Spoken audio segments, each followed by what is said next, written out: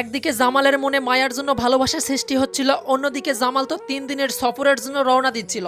3 দিনের সফর থেকে ঘুরে এসে দেখবে মায়া আর এই বাড়িতে নেই, কারণ এই মায়ার উপর বছরুদ জামালের সৎ মা এবং জামালের ফুফাতো বোন আর কি, যার সঙ্গে বিয়ে দেওয়ার চেষ্টা করতেছে এই মরিয়ম এবং সৎ মা দুজনে মিলে এমন অত্যাচার শুরু করবে এই মায়ার উপর।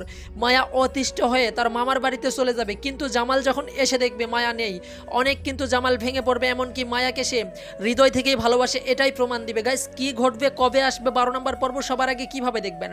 বছরুদ নাটকের 12 নম্বর পর্বের মূল আকর্ষণ, ডিটেলস সবকিছু নিয়ে সাজানো হয়েছে আজকের এই ভিডিওটি। ইতিমধ্যেই কিন্তু 11 নম্বর পর্বটি আপলোড করা হয়ে গেছে, যারা এখনও দেখেননি দেখে আসতে পারেন।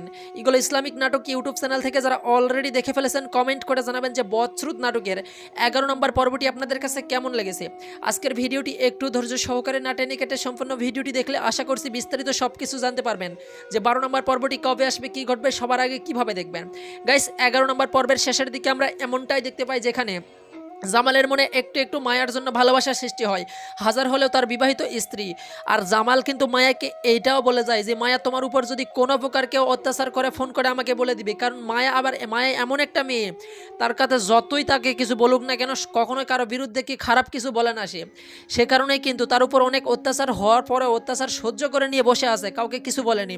অবশেষে যখন এই মরিয়ম ও মায়ের প্রতি অত্যাচার শুরু করবে, বাড়ির সবাই যখন অত্যাচার শুরু করবে, জামালও তো নাই, এই সুযোগেই মায়া তখন অতিষ্ঠ হয়ে তার মামার বাড়িতে চলে যাবে। এর মধ্যে জামাল 3 দিনের সফর শেষে চলে আসবে। জামালের মনে তখন পুরোপুরি মায়ার জন্য ভালোবাসা।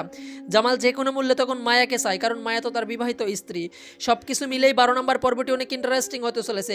যখন দেখতে পারবে মায়া নেই, অনেক কিন্তু জামাল রাগান্বিত হয়ে তার মাকে জিজ্ঞাসা করবে, তার মা কিন্তু বলতে চাইবে না। অন্যদিকে মরিয়মও বলবে, ফুফু ডিভোর্স কিচ্ছু লাগবে না, আপনি আমাকে জামালের সঙ্গে বিয়ে দিয়ে দিন। কিন্তু জামাল তো কোনোভাবেই মরিয়মকে বিয়ে করবে না। জামালের বিবাহিত স্ত্রী মায়াকে নিয়ে জামাল সংসার করবে। এই বিষয়গুলোই জানতে পারবেন 12 নম্বর পর্বে। আর গাইস, 12 নম্বর পর্বটি কবে আসবে সেটা বলার আগে আজকের ভিডিওটিকে কোন জেলা থেকে দেখছেন সেটা কমেন্ট বক্সে জানিয়ে দিন।